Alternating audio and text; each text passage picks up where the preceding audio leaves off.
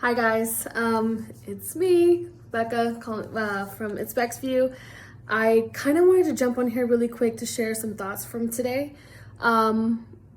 This is the first day that I dropped my first video on YouTube, so I was really excited and scared all at the same time. I'm not sure when I'm gonna post this, so maybe when you guys are seeing this, maybe it got posted a couple days ago. But I was so surprised how I felt about it, right? So when I was shooting it and even trying to make the page, right? Even trying to make my YouTube page, I had such anxiety, such anxiety. And I wanted to share that with you because, as promised, I'm wanting to be as transparent as possible, right? I'm wanting you to understand and see my growth throughout this process, so I'm gonna tell you about it. The day that I shot it, and I may or may not share clips from that day of you could literally see in my mind where I started like falling off the edge a little bit. But it was so scary to me. I had such the hardest time to just say less than a minute worth of stuff, right? It took like almost an hour. And the whole time, there was even a part where I broke down and I started crying, and I was just like, I can't do this. I can't do this.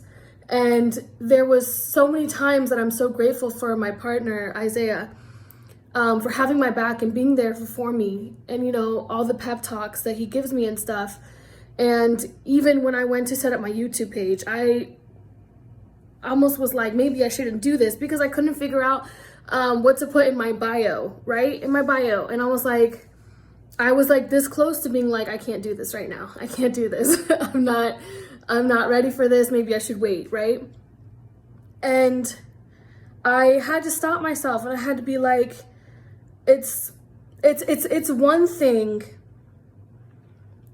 So, essentially what I realized is that these feelings of like wanting to hide in the shadows, that's not me. That's not me living in my true self, me wanting to be someone who is like a background player versus a front role. You know, I was made, and I'm understanding that it's okay. There's nothing wrong with that. I was made to be out there. I'm loud, I'm boisterous, I'm very I'm just I'm just very open, and I was forced to kind of put myself into a back seat, and that's through bullying and stuff like that when I grew up, and even rather that was people that I have in my life now, or people that was like in high school, you know, stuff that traumatizes you, unfortunately. And I realized, like, why am I still having these feelings of fear and stuff? And that's when I realized, like, holy crap, you know, through their bullying, it conditioned me to treat myself that way. So now it's not other people telling me to live in a shadow, live in the back, you know, don't come forward. But I'm telling myself that now. I'm telling myself that I'm not good enough to be in the front, and I'm suffering in the back, you know? And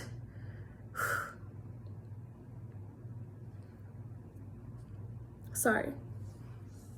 The realization of that is a lot. It's a lot. And I'm having to learn to give myself grace and to stop putting little Rebecca on the shelf, to stop putting myself on the shelf. And that's hard. That's hard. It's hard to hold yourself up when all you've known or all you told you were good enough to is to hold someone else up, but don't worry about yourself, right? So I'm hoping that this is turning into something super long, and I'm sorry. But I hope that, you know, I can't be the only one. Again, I know that I'm not the only one feeling this way. And coming to that realization, you know, that just showed a lot on myself that I know I have a lot of work to do. I've got a lot of work to do. But that's okay.